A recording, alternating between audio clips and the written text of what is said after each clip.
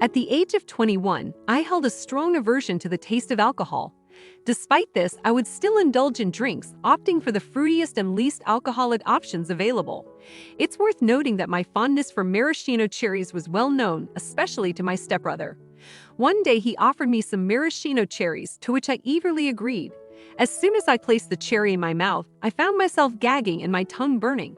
Laughter erupted from everyone around as it turned out to be a moonshine-soaked cherry. This incident spurred a year-long plotting of revenge. With my stepbrother's father by my side, I hatched a plan. Knowing his aversion to black olives and his love for chocolate-covered blueberries, we prepared a bunch of chocolate-covered blueberries alongside a cup of chocolate-covered black olives. The moment of retribution arrived, and I presented him with the chocolate-covered black olives. The unexpected sequence of events led him to initially enjoy the taste for a couple of seconds before his expression turned to a mixture of disgust and confusion. Laughter filled the room as he spat out the olive, and we reveled in the successful execution of the long-awaited revenge. Switching gears to my personal life, I've been in a relationship with my girlfriend for a little over 3 years. She has a child from a previous relationship, and they equally share custody with the child's father. This arrangement entails the child spending alternating weeks with my girlfriend and his father. I am also the proud owner of a beloved dog that entered my life before I met my girlfriend. The bond I share with my dog is deep and irreplaceable, holding a special place in my heart. While my girlfriend and I maintain separate living spaces and do not cohabit, my rapport with her child is amicable. However, I must confess that I don't harbor a sense of love for him. During his time at his father's, I don't particularly miss him, and I often remain at my own place when he's with his mother. This approach is partly motivated by my desire to encourage their mother-child bond and my own discomfort with engaging in child-related activities. This scenario presented no issues until a few months ago. I am fortunate to have a solid income, though not extravagant wealth. Living alone with my dog and no children, I possess more disposable income compared to my friend who must allocate funds for her child's needs, including sharing costs. A few months back, my dog required a surgical operation, and naturally, I covered the expenses involved. It cost $3,000, and since then, I've observed a shift in my girlfriend's demeanor. She appeared taken aback by the ease with which I could cover the operation expenses for my dog and my unwavering willingness to pay such a substantial amount to ensure his well-being. I was taken aback by her reaction because of the deep affection I hold for my dog, a sentiment that would lead me to spare no expense for his sake. It's painful to realize that she struggles to understand this. I broached the topic by inquiring whether she would be willing to pay a similar sum for her own child, to which she responded affirmatively. Following that, she questioned whether I considered my dog to be as significant as her son.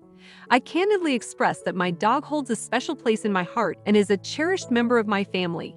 This conversation marked a turning point, as she now frequently raises discussions about money. Whenever her child requires something, she playfully hints at my financial involvement.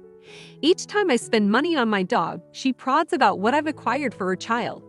Notably, she never makes comparable investments in my dog. Just yesterday, she brought up the notion of a vacation, an idea I embraced as we started outlining plans.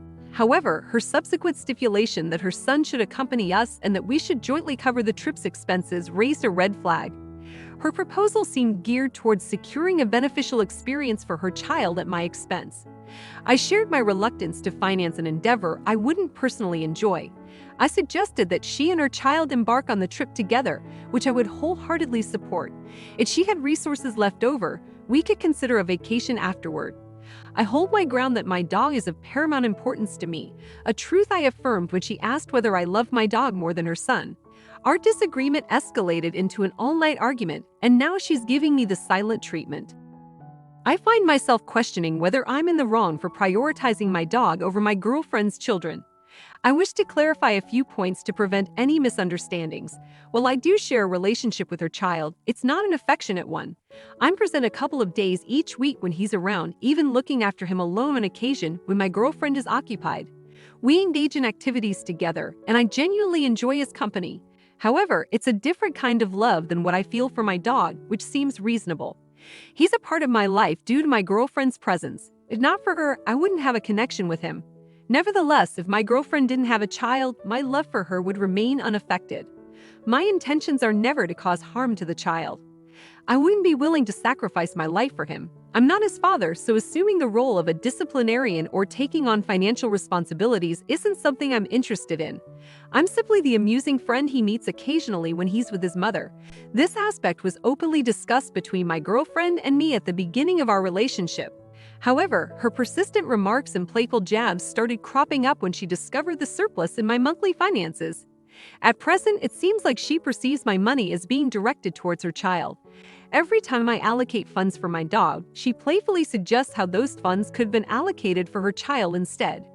Regrettably, this dynamic makes me feel as if she disregards my feelings for my dog. My dog, though, was a deliberate choice on my part, a cherished companion I intentionally welcomed into my life. My dog is an integral part of my family, and I sense that my girlfriend fails to grasp this sentiment. I'm fairly confident that she wouldn't have proposed contributing towards my dog's medical procedure, given her evident shock upon discovering the substantial amount I had spent. Thus, her financial support would have been unlikely. This situation pains me because it underscores her lack of concern for my dog, even as she expects me to hold her child in high regard. Although I wish to partake in a vacation with her child, her preference for destinations like Universal Studios doesn't align with my interests. My discomfort stems from her desire for me to equally share the expenses related to her son's activities. It's not that I'm unwilling to contribute, but I prefer not to invest considerable sums in pursuits that don't resonate with me. It appears that her intention is to provide her child with enjoyable experiences while also seeking my financial participation. I do understand her aspiration to provide the best for her child, but it's unrealistic to anticipate that I'll readily cover those expenses. Currently, her financial situation seems satisfactory. She's not grappling with debt, although her disposable income isn't as substantial as mine. Our earnings are relatively similar, but her larger residence accommodates a dedicated space for her child. Moreover, there are childcare and related expenditures to consider. I consciously avoid commenting on her financial decisions, especially those associated with her child. It's worth noting that the child's father is financially well off, having inherited a substantial amount following the passing of his parents. Consequently, his financial status doesn't seem to significantly impact this situation. I can envision that my girlfriend might be feeling somewhat down because her dad possesses greater financial means and engages in wonderful activities with the child, whereas she lacks the resources to afford such thrilling experiences. I previously communicated to my girlfriend that I don't see us cohabiting due to her child's young age. I want the environment to remain comfortable for the child. And naturally, I want to feel at ease in my own living space as well. Moving on to the recent developments, I've recently ended my relationship with my girlfriend. During a lengthy phone conversation, a multitude of issues surfaced. Essentially, she believes I'm allocating my funds towards trivial matters when they could be directed towards something significant, such as her child. From the outset of our relationship, I was clear about not assuming financial responsibility for her child, and she acknowledged this stance. However, she's now expressing a change in perspective. She contends that, as a couple, we should collaboratively decide on expenditures. When I inquired whether this also meant I'd have a say in her financial decisions, she stumbled over her response. While I don't exert any influence over how much she spends on her child, a responsibility I never willingly undertook, she seeks to dictate how I manage my finances. I've concluded that it's in our best interest to conclude this relationship, as we both possess individual lives to lead and deserve partners who share similar life aspirations. It's been a while since I ended things with her. On a brighter note, my dog is thriving, and I relish his companionship daily. While I'd never had regrets about that decision, I held deep affection for this woman. The period following our breakup was undoubtedly challenging, a heart-rending experience. She made multiple attempts to sway me into reconsideration, and as much as my heart longed for it, I couldn't overlook the profound implications of our discussions. Additionally, I've resolved not to engage in relationships with individuals who have children moving forward. Now onto the insights I've gained. Initially, I had reservations about envisioning this woman as a part of my future due to the significance I place on equality.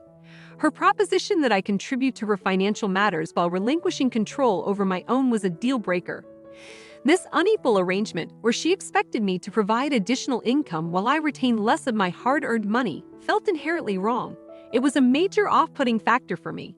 I desire a partner who views us as equals and respects my autonomy in decision-making. Additionally, she undermined the value of my emotions. For instance, she regarded my attachment to my dog as an unworthy expense. It became evident that our compatibility was lacking. While I acknowledge her deep affection for her son, I am also aware that raising children entails substantial costs.